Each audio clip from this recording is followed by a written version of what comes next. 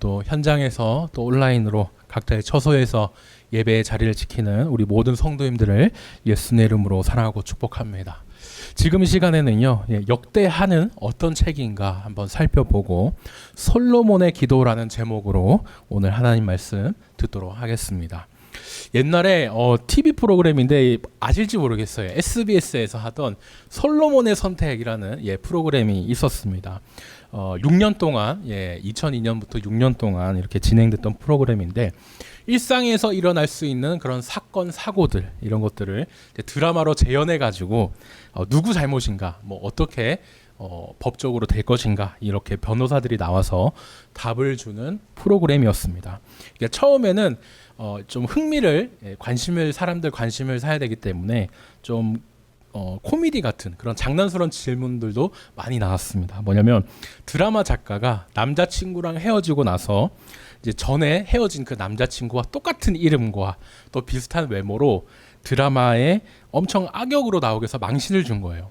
그러면 남자친구가 명예훼손을 당한 것인가 아닌 것인가, 뭐 그런 재밌는 상황부터 결혼식 중에 정전이 일어나서 이제 축의금을 도둑 맞았는데 그러면은 이제 정전 관리를 못한 정전이 일어나게 한 예식장에서 뭐 물러줘야 하는 건가, 정말 재밌는 그런 상황으로 이렇게 재현을 하면서 법적 좀 싸움을 다투는 그런 내용이 있었습니다. 이게 실제 상황보다 재현이 더 재밌잖아요. 그래서 많은 사람들이 또 재미있게 보고 저도 당시 학생이었지만 막 이게 보던 그 기억이 납니다.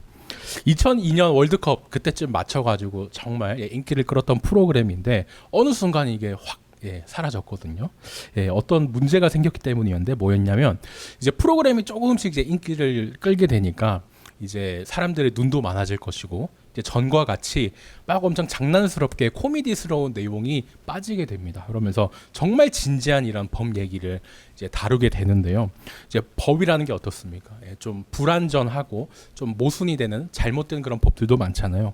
사람들이 생각했을 때 정말 말도 안 되는 판결 이런 것들이 막 이제 여러 번 나오는 거예요.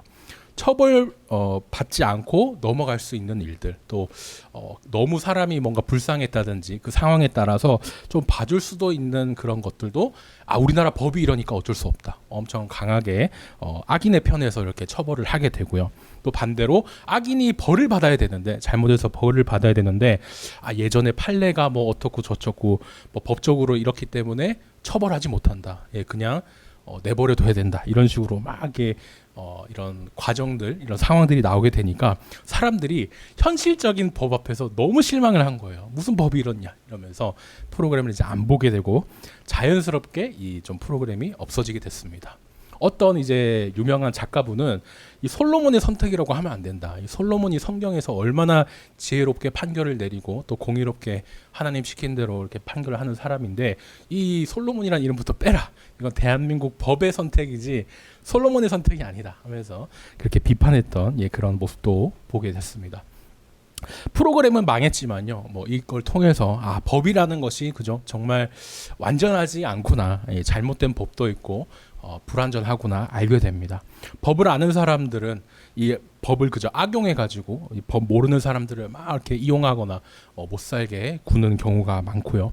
또 한편으로 이 솔로몬 이라는 이름 값을 못하게 이렇게 이런 프로그램도 있었지만, 솔로몬이라는 그 분을 또 성경 인물을 교회를 다니지 않는 사람들도 알게 되고, 아니면 그 전부터 또 유명했던 것을 저희가 또 이제 알게 됩니다. 교회 안 다니는 사람도 뭐 노아의 방주, 뭐 모세의 기적 이렇게 아는 것처럼 정말 이 솔로몬의 재판, 이것도 이 솔로몬의 선택이라는 프로그램 통해서 더 많이 알려진 것 같아요. 그런데요, 이 솔로몬의 지혜, 솔로몬이 똑똑한 사람이라는 것을 우리 교회 다니는 사람, 또 교회를 안 다니는 사람도 모두가 알지라도 또 차이가 있습니다. 뭐냐면 우리는 이 솔로몬의 지혜가 어디서 왔는지 알잖아요. 우리가 믿는 사람은 이 솔로몬의 지혜가 하나님으로부터 왔다, 이것을 잘 알고 있습니다. 다른 사람들은 솔로몬은 옛날부터 왕자로서 또 왕실 교육을 받아서 그렇게 똑똑했겠지 생각할 수도 있겠지만, 저희는 하나님으로부터 온 지혜, 또 하나님으로부터 이렇게 현명하게 다스렸다, 이것을 알고 있습니다. 저희가 이제 지난 화요일부터 역대하 말씀을 듣고 있습니다. 오늘 저희가 읽은 말씀은 그 중에서도 가장 절정이랄까요, 이 그렇게 다윗과 솔로몬이 성전을 짓고 싶어 했는데 솔로몬이 성전을 짓고 나서 드린 기도에 관한 이런 내용입니다. 신약에서 우리 예수님께서 제자들에게 가르쳐 주신 주기도문에 과연 이렇게 비할 바는 아니지만 그에 못지않게 구약에서 참 모범이 되는 기도가 오늘 이 솔로몬의 기도이거든요. 지금 이 시간에는 오늘 이 역대하가 어떤 책인가 또 짧게 살펴보면서 솔로몬의 기도에는 또 어떤 말씀이 어떤 내용이 담겨 있을까, 저희가 또 무엇을 배울 수 있을까 함께 말씀드리면 좋겠습니다. 역대하에 오늘 이렇게 말씀이 들어왔는데 저희가 올해 6월 달에요. 그러니까 거의 3개월 전이죠. 그때 역대기 전체에 대한 이 개관을 이미 마쳤습니다. 그래서 역대기 안에 이제 역대상하가 다 들어가는데 그때 이제 말씀드렸던 내용들이 있어요. 자세한 거는 저희가 다 이렇게 다룰 수는 없지만 자세한 것은 6월 1일에 저희 그 역대기 개관을 한 것을 참고해 주시고 저희가 그래도 3개월 정도가 지나지 않습니까? 기억이 잘 안 날 수 있거든요. 그래서 오늘 역대하를 앞두고 또 좀 더 짧게 중요한 것 위주로 또 정리를 해보면 좋겠습니다. 역대기는요 원래 상하를 합쳐서 한 권의 책입니다. 그죠? 원래는 한 권으로 다 기록하면 좋겠지만 이제 두루마리에 그 내용 적을 수 있는 한계가 있다 보니까 반으로 나눠 가지고 역대상 그다음에 역대하 이렇게 자연스럽게 이제 두 개로 나뉘게 됐습니다. 물론 이 두 개로 나뉘는 과정 또한 우리 하나님의 또 섭리 가운데 이루어진 일이기 때문에 저희는 그 전통과 또 그 말씀으로 기록된 그것을 따라서 역대상, 역대하 이렇게 부르고 있습니다. 역대기가 어떤 책이었냐 저희가 또 계속 살펴보면 구약의 총정리와 같다 이렇게 말씀을 드렸는데 기억하실지 모르겠습니다. 우리 한국어 성경에는 역대기가 열왕기 상하 그 열왕기 뒤에 나오지만 유대인들이 보는 구약 히브리어 성경에는 제일 마지막에 나왔죠. 유대인들은 신약을 보지 않기 때문에 구약의 맨 마지막에 역대기가 나왔습니다. 교과서 마지막에 단원 마무리 이렇게 이제 요약되는 것들이 있듯이 중요한 것들을 또 요약해 놓은 그런 위치에 오늘 이 역대기가 또 있습니다. 왜 이렇게 그러면 총정리 요약이라는 것이 필요했는가? 바벨론에 포로로 있다가 돌아온 백성들이 여러 질문이 있었습니다. 야, 우리가 죄를 지어가지고 포로로 끌려갔다가 지금 돌아왔는데 하나님이 우리를 여전히 사랑해 주실까? 하나님이 우리를 버리셨던 게 아닐까? 우리가 포로로 끌려가게 그렇게 내버려 두셨는데 우리를 이제 더 이상 사랑하지 않으시는 거 아닌가? 막 그런 여러 고민을 가지고 있었습니다. 우리 대한민국 사람은 고려, 조선 이런 얘기하면 우리나라의 역사로 또 그때 당시에 중국이 일본이 못된 짓 한 것을 저희가 그 얘기 들으면서 막 분노를 하기도 하는데요. 과거에 우리 조상들의 당한 일들 또 과거 조상들이 한 일이 우리가 당하고 우리가 한 일로 이렇게 딱 느끼게 됩니다. 그런데 역대기 이 시대에는 이스라엘 사람들이 우리와 이렇게 달랐죠. 성경을 보면서 우리 얘기 맞나? 우리 자신의 이야기라고 이렇게 느껴지지 못했던 사람들이었습니다. 그러니까 성경을 보면서도 앞에 막 창세기부터 역대기 전에 정말 많은 그런 성경이 있었을 텐데 이 무슨 우리랑 상관인가? 이거 우리가 왜 배워야 되나? 왜 읽어야 되나? 그리고 또 지금 당장 내가 먹고 살기 힘든데 무슨 성전을 지금 다시 짓겠다고 이렇게 고생을 해야 되는가? 왜 다시 예배를 드려야 되지? 이런 신앙이 많이 무너져 있던 그런 상황이었습니다. 이런 상황에 이제 하나님께서 답을 주시기 위해서 선지자 에스라를 통해서 이제 성령으로 이 역대기를 이제 기록하게 하신 거였죠. 포로 생활을 이제 마치고 돌아온 이스라엘 백성들을 위해서 여러분 이 성경 말씀 보십시오. 여러분은 하나님이 선택하신 백성입니다. 우리가 심지어 눈치채고 못했던 그 순간에도 그 역사 속에도 하나님은 늘 우리와 함께 해주시고 우리를 지켜주셨습니다. 이제 그 내용들을 역대기 역사를 쭉 정리하면서 말씀을 해주신 거죠. 역대기 전체에 이제 다윗과 솔로몬 이 두 사람이 다스린 이야기가 나오는데 다윗과 솔로몬이 다스린 이야기가 역대기 전체의 사실 반 정도나 됩니다. 그러니까 정말 중심이 되는 이야기들인데 성전을 지으면서 다시 그 예배를 세웠던 게 다윗과 솔로몬 아니겠습니까? 그러니까 역대기 전체에 이 성전을 짓고 또 다시 예배를 회복한 이 내용이 얼마나 중요하게 다루셨는가 그것을 저희가 또 살펴볼 수 있겠습니다. 구약 시대에 성전 짓는 것을 보고 그렇다고 또 저희가 지금 신약 시대 우리가 살고 있는데 교회 건축을 해야 되는구나. 또 이렇게만 생각하시면 안 되겠죠. 당시에는 예배를 회복시키고 또 신앙을 회복하는 것이 성전 건축과 이제 상관이 있었기 때문에 그렇게 이제 하셨던 것입니다. 신약 시대에는 저희가 영과 진리로 예배를 드리기 때문에 저희는 성전 건축이라고만 보기보다는 이제 예배를 다시 살리고 우리의 신앙을 회복하고 이런 관점으로 보면 좋겠죠. 바빌론 포로에서 이 백성들이 돌아와 가지고요. 제일 급한 것이 있었다면 뭐냐면 내가 다시 막 잘 먹고 잘 살게 되는 그런 것도 있겠지만 이스라엘 백성들이 나는 하나님의 백성이고 우리는 예배드리는 사람이었고 다시 우리는 예배를 드려야 돼. 그렇게 깨닫게 만드는 것. 이 신앙과 정체성이 회복되는 게 정말 지도자들이 봤을 때 백성들을 이렇게 회복시키는 일이 정말 중요했습니다. 제가 주보에 역대기에 일어난 표를 가져와 봤습니다. 글씨가 좀 작지만 여기 중간 부분에 보시면 역대하 이렇게 표시가 되어 있거든요. 옛날에는 저희가 사무엘과 또 열왕기를 시리즈로 봐가지고 사무엘 상하는 1, 2권이고 열왕기 상하는 3, 4권이고 이제 그 말씀을 드렸습니다.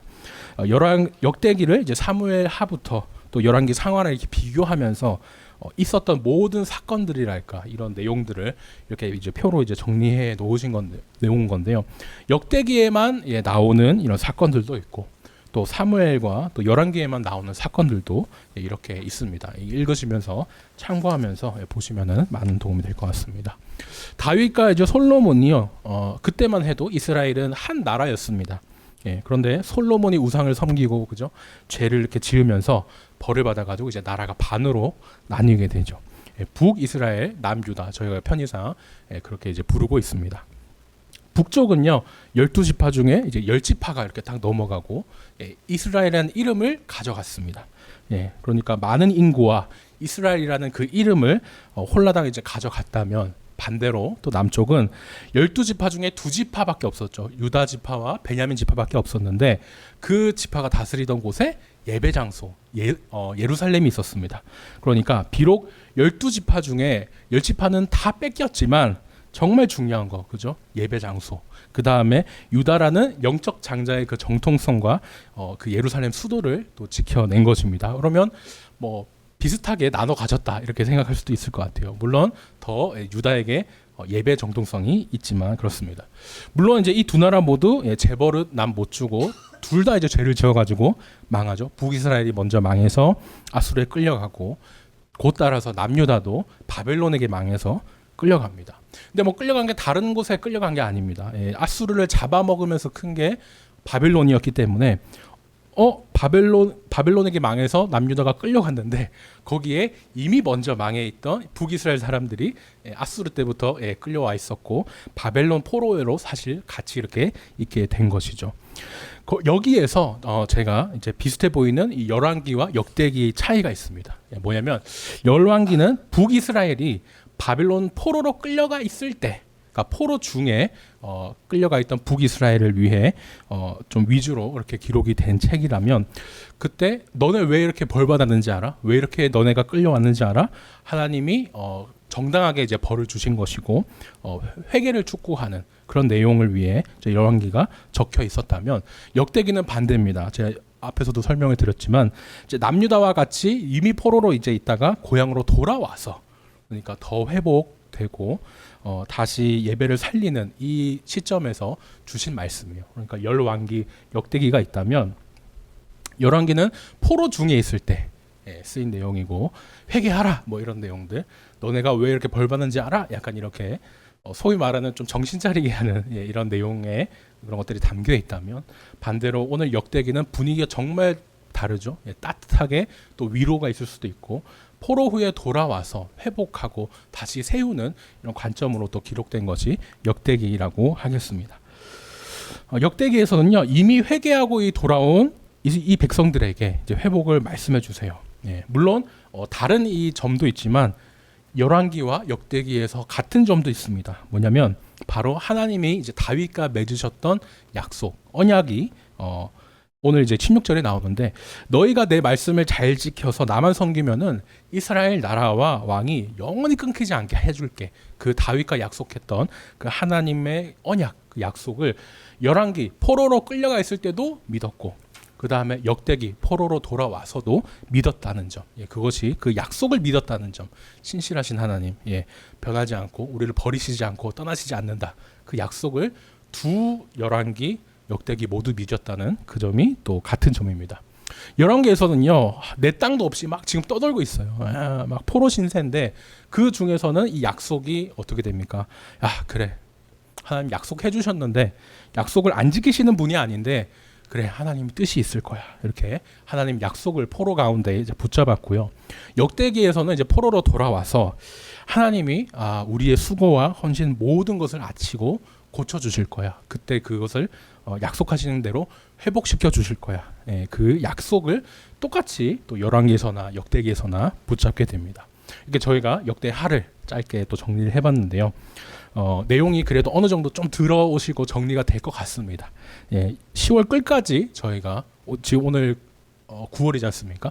10월 끝까지 저희가 역대하 말씀을 처음부터 끝까지 다 살펴보게 될 텐데 오늘 내용 잘 한번 정리해 보시고 약속, 회복 이런 또 관점으로 끝까지 저희가 잘 묵상해 나가면 좋겠습니다. 그 가운데서 오늘 말씀도 참 중요합니다. 왜냐? 제가 말씀드렸듯이 다윗과 솔로몬의 이야기가 역대기의 반이나 되잖아요.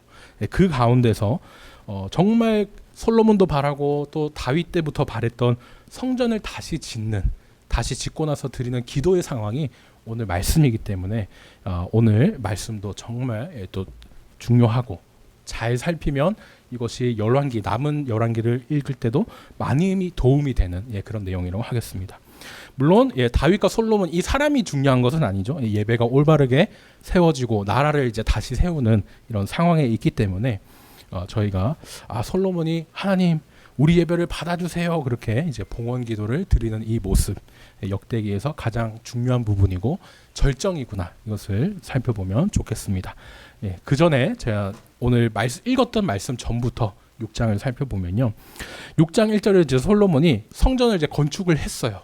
이미 해놓은 상태고 이제 하나님 앞에 이제 봉헌 이렇게 드리는 중입니다. 하나님 앞에 이제 기도를 하면서 봉헌 예배를 이제 시작하는 것인데요.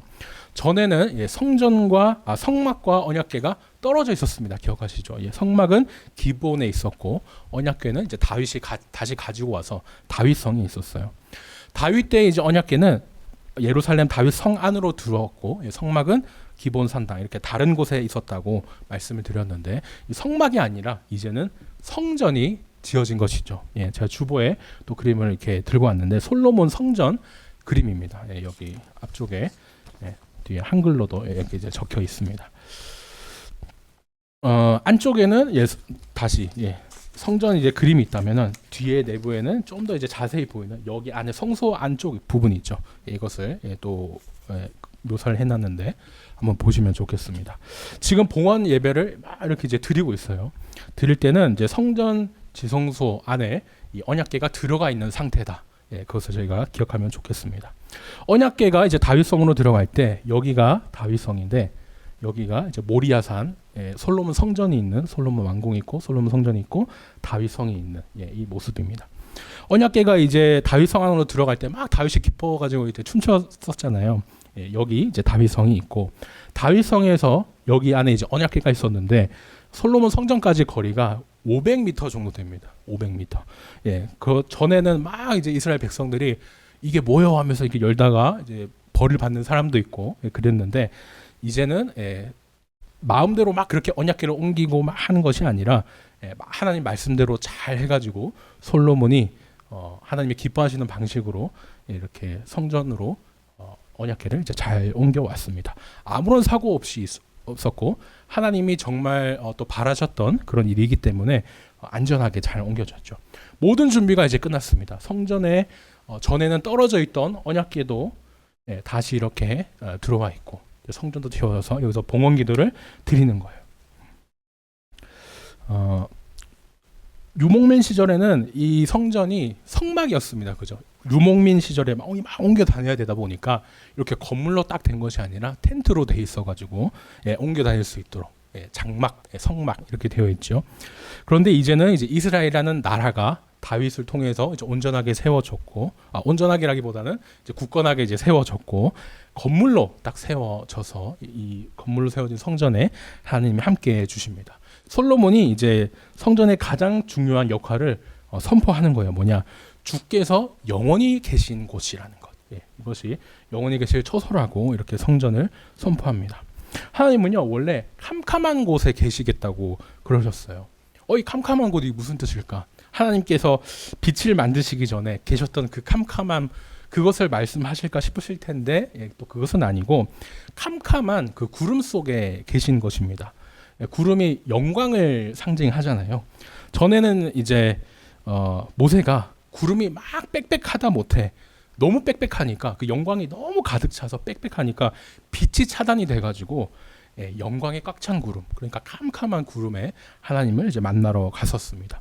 높으신 하나님이 그저 모세 같은 그런 특정한 선지자를 통해서 그 선지자가 시내산 높은 곳에 가니까 드디어 이제 높으신 하나님을 거기 빽빽한 구름 가운데 만난 거예요. 그랬더니 하나님이 어떻게 됩니까? 이 땅으로 백성들 가운데 성막 가운데 내려와서 이렇게 함께 이제 거하셨는데 그 내용을 생각하시면 좋겠습니다. 하나님께서는요 이제 성막을 하나님과 만나서 예배드릴 장소로 이렇게 주셨습니다. 성막은 다 좋았어요. 하나님이 우리를 위해 우리가 막 모세 같은 대표자를 통해서 막 시내산까지 올라가는 게 아니라 이 땅에 내려와서 우리와 함께 거해 주신다니, 너무 영광스러운 것이고 너무 좋았죠. 그런데 텐트와 같이 임시적인 그런 거처라는 점이 한계가 있었습니다. 그런데 이제 그 한계가 사라졌죠. 성막은 이제 성전, 건물로 된 성전으로 바뀌었고 엄청난 일이 일어난 겁니다. 성전을 원어로 하나님의 집이라고 하지 않습니까? 하나님이 이제 임시적인 그걸로 계신 게 아니고 정말 집에 들어와서 우리랑 영원히 같이 사신다는 거예요. 이거는 정말 놀라운 일이거든요. 하늘에 계신 높으신 하나님이 이 땅에 내려와서 우리와 함께 살며 거하신다. 영원히 계셔 주신다. 역대기의 절정이라고 할 수 있는 그런 부분이 많습니다. 이런 놀라운 선포를 이제 솔로몬이 6장 1절 2절에 하면서 계속 이제 기도를 하는 거예요. 솔로몬이 이제 미리 준비해둔 기도 단상에 올라갑니다. 12절을 보니까 여호와의 제단 앞에서 이제 손을 백성들을 보고 이렇게 쭉 펴는 거예요. 저희 막 축도하듯이 그러면서 되어 있는데, 주보를 보시면은 제가 그 가져온 성전 이 그림 있지 않습니까? 여호와의 제단이라고 하는 여기 제단이 여기 있었습니다. 보시면요 제단 앞이라고 그래요. 제단 위가 아니고 제단 앞에라고 합니다. 그리고 제단은 여기 성소 안에 있는 것이 아니고 성소 밖 여기 뜰에 있잖아요. 솔로몬은 왕이었지만 결코 제사장은 아니었습니다. 왕이기 이전에 예배자로서 일반 유대인 남자가 출입할 수 있는 곳까지만 그렇게 출입을 해서 기도를 한 거예요. 성소 위에도 아니고 성소 안에도 아니고 또 제단 위에도 아니고 제단 옆에 이렇게 미리 기도 단상을 만들어 가지고 거기에서 이제 무릎 꿇고 손을 펴고 이렇게 이제 기도를 한 겁니다. 오늘 말씀해 보면은 그 크기나 이런 것들이 설명이 되어 있는데 가로 세로가 2.5m, 그다음에 이제 높이가 1.5m, 이 정도 될까요? 이게 그 정도 되는 단상이었습니다. 제사 때 쓰는 이 제단보다는 가로 세로 전부 다 4분의 1씩 되는 크기로 정말 이렇게 작은 것이었는데 그 위에 올라가서 무릎 꿇고 하늘 향해 막 이렇게 보면서 기도를 한 겁니다. 그렇게 이제 14절부터 솔로몬의 기도가 이제 나오게 되는데요. 하나님이 어떤 분인가 이렇게 고백을 하면서 7가지 기도 제목을 이제 말을 합니다. 기도를 합니다. 10월까지 저희가 이제 역대하 전체를 이해하는 데 또 도움이 되는 이제 내용이라 다 살펴보면 너무 좋겠지만 저희가 시간이 한계가 있기 때문에 중요한 것만 짧게 저희가 7가지만 중요한 내용만 이제 보도록 하겠습니다. 먼저는요, 이 하나님이 어떤 분인가 고백을 하는데 시간과 관련해서 이 고백을 합니다. 14, 16, 17절에 보면은 이스라엘의 하나님 여호와라는 말이 3번 나오거든요. 계시록을 볼 때도 그랬지만 이렇게 반복되어서 나오는 거 정말 중요합니다. 그죠? 더욱이 이제 3번 이렇게 나온 겁니다. 여호와라는 말 자체가 출애굽 때 우리를 구원해 주실 때 주신 하나님의 이름, 구원의 하나님 것을 딱 떠오르게 하는 것인데, 이제 솔로몬은 세상에 이런 신이 어디 있는가, 하나님 같은 분은 없다, 이렇게 고백을 합니다. 천지를 만드실 때, 그 창조 때부터 아브라함, 노아, 모세, 다윗 이렇게 쭉까지 조상과 맺었던 약속, 그것을 가지고 은혜를 베풀어 주시죠. 우리가 얼마나 그저 죄를 짓고 하나님을 배반해도 그래도 나의 자녀, 막 용서해 주시고 보듬어 주시는데, 15절에 보니까 다윗에게도 하신 말씀을 지켜주십니다. 성전을 짓게 해주겠다. 그 약속이 지금 봉헌이 돼가지고 지금 봉헌 예배를 드리면서 이루어졌는데, 그것을 가지고 이제 솔로몬이 기도를 하고 있는 겁니다. 근데 더 나아가서는 이제 또 다른 약속이 있습니다. 뭐냐? 언약이라고, 하나님과 맺은 약속을 저희가 언약이라고 하는데, 다윗 언약이 있죠. 다윗아 했던 그 언약입니다. 다윗아, 너의 자손이 네가 나에게 한 것처럼 율법을 잘 지켜서, 그러니까 말씀대로 잘 따라 살면 유다 지파의 그 다윗 왕조가 영원히 끊어지지 않게 해줄게. 그 약속을 해주셨었습니다. 그 약속, 그 언약을 말씀하시면서 이스라엘이라는 말이 많이 나옵니다. 솔로몬이 16절에 이스라엘 왕위에 앉을 사람이 끊어지지 않게 해주신다고요? 하면서 솔로몬이 하나님은 이스라엘의 하나님 맞으시죠? 그 허락하신 말씀 지켜주세요. 그 약속하신 말씀 확실하게 해주세요. 이렇게 또 기도를 합니다. 이후로도 영원토록 나를 지키시리라 확신하는, 저희가 찬양도 했는데 정말 하나님께서 그 약속을 지켜주시는 분이라고 또 기도를 이렇게 한 것이죠. 그러면서 이제 솔로몬은 어떤 분인가? 앞에서는 이제 시간, 이 역사에 관해서 얘기를 했다면, 이번에는 장소와 관련해서 하나님은 어떤 분이신가, 하나님은 어디에 계신가 이렇게 얘기를 해줍니다. 기도를 합니다. 하나님이 이제 허락하셔가지고 자기가 이렇게 성전을 건축해서 하나님 앞에 바쳐드리는데, 그래도 솔로몬이 잘 알고 있는 사실이 있죠. 뭐냐면 하나님이 너무 높고 위대하신 분이기 때문에 하늘도 이 하나님을 감당 못한다는 겁니다. 하늘보다 심지어 더 높은 하늘이 있다고 해도 감당 못할, 그렇게 지극히 높으신 분이 하나님인데, 그 하나님을 어찌 이렇게 초라한 성전에 모시겠는가라는 것을 자신이 이제 고백을 하는 거죠. 물론 솔로몬 성전이 제가 그림도 보여드렸지만 너무 훌륭한 성전입니다. 정말 이렇게 자랑할 만 할 수도 있는 그런 성전인데, 이런 건물이었는데도, 정말 높고 웅장한 위대한 건물인데도 하나님 모시기에는 초라한 곳이다, 이렇게 고백을 하는 것이죠.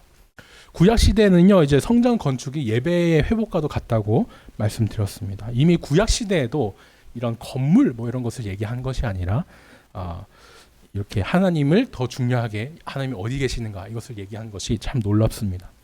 교회 역사를 보면요, 종교 개혁 전에 가톨릭 시대에 정말 그 많은 성당들이 경쟁하듯이 막 크고 높게 막 짓지 않았습니까?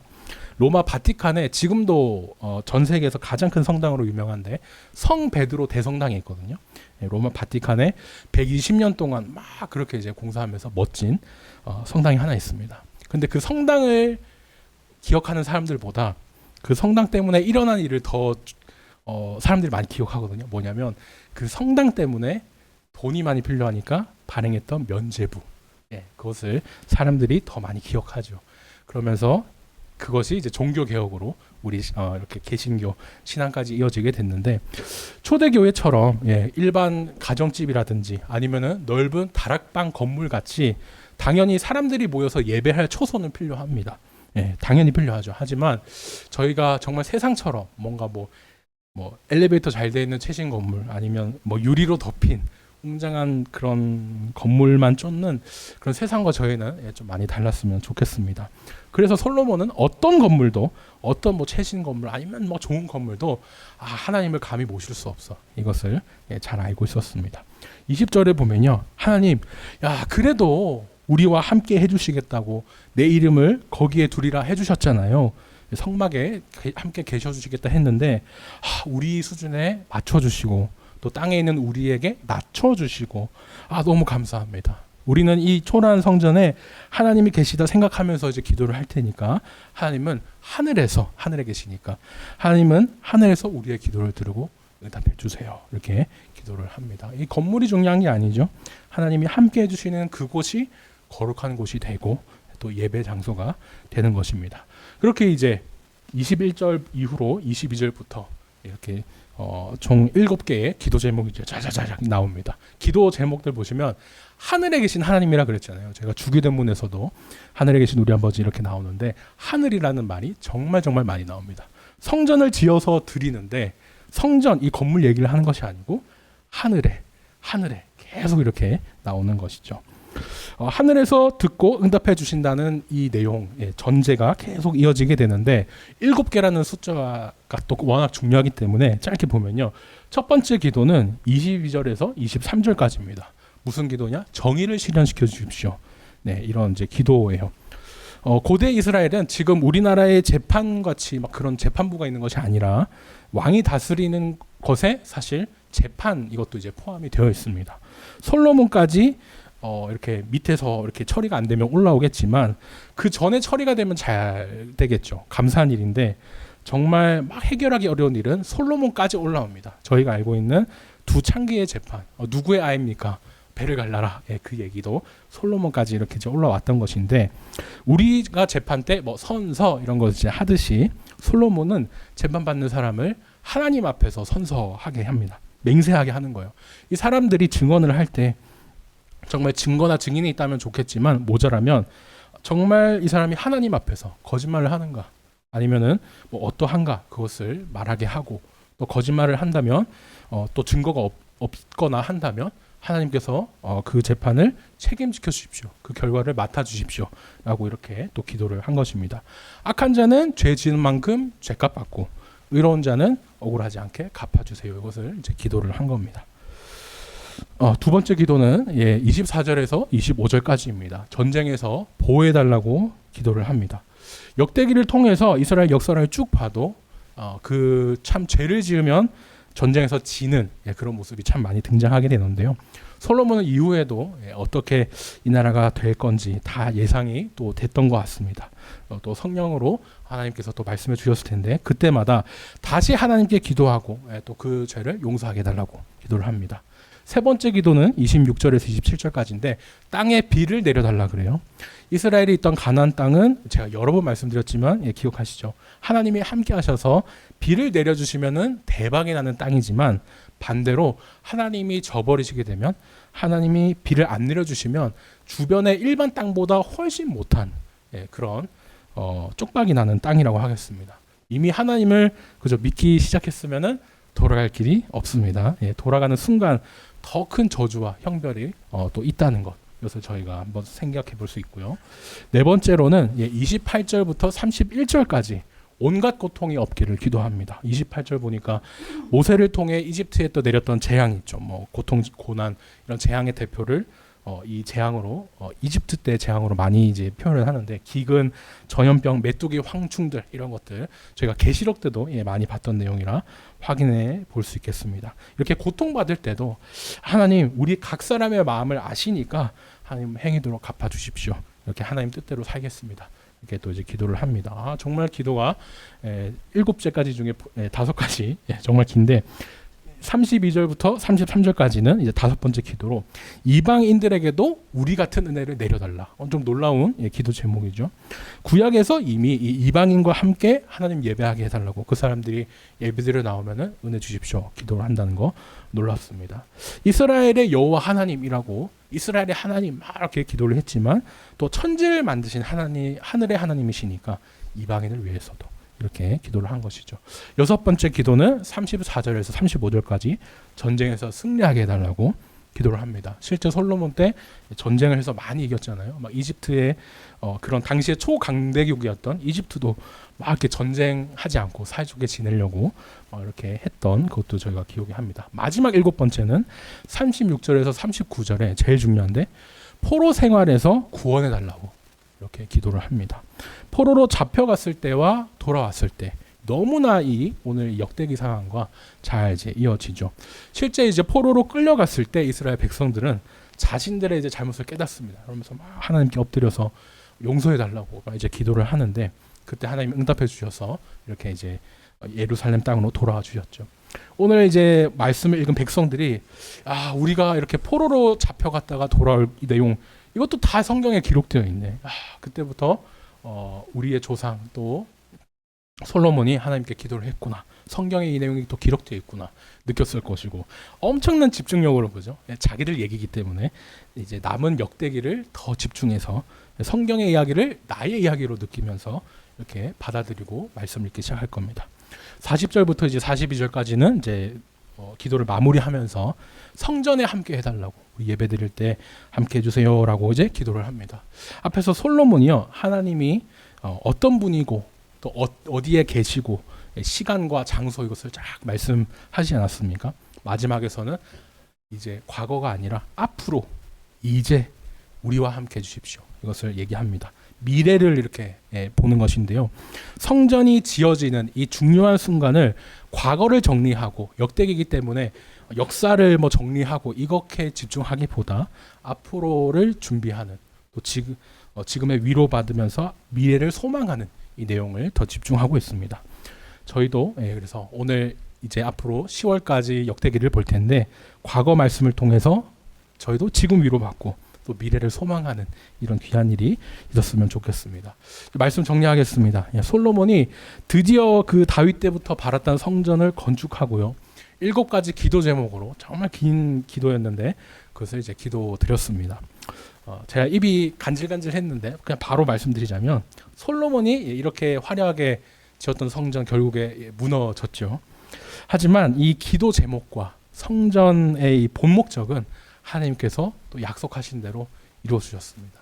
예수님을 통해서 이루어 주셨죠. 예수님이 이 땅에 내려와서 우리와 함께 빵을 떼시고 또 포도주 잔을 마셔 주셨습니다. 우리와 함께 하시려고 하늘에서 땅으로 이렇게 내려오신 것도 모자라서 우리의 죄를 대신해 돌아가 주시고 또 스스로를 제물로 내어 주시면서 가장 완전한 제사를 드려 주었습니다.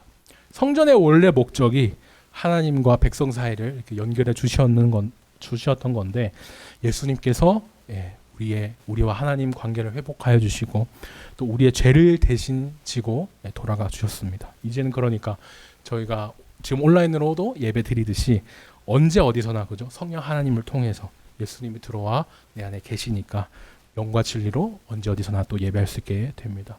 건물이 아니라 우리의 몸이 거룩한 성전이 되어서 언제 어디서나 이렇게 예배를 드리는데요. 역대기가 이 포로로 있다가 예루살렘으로 돌아와서 아무것도 없는 곳에 성벽 짓고 막 자기 집도 지었지만 성벽도 짓고 성전도 짓고 이렇게 조금씩 예배를 다시 세워 나가고 있습니다. 그 상황에 오늘 백성들이 주신 말씀이었는데 역시 저희에게도 주신 말씀이죠. 10월 마지막까지 들을 텐데 우리 또한 참 삶에 많은 부분이 또 무너지고 힘들고 합니다. 하지만 예배로 다시 그 무너진 곳을 세웠던 것처럼 저희도 약속을 지키시고 또 회복시킬 하나님을 믿고 의지하면서 많은 것들을 다시 세워나갈 수 있으면 좋겠습니다. 바라기는요, 과거의 말씀을 통해 지금 위로받고 미래를 소망하는 저 우리 모든 느젠양 성도 되시기를 예수님 이름으로 축원합니다.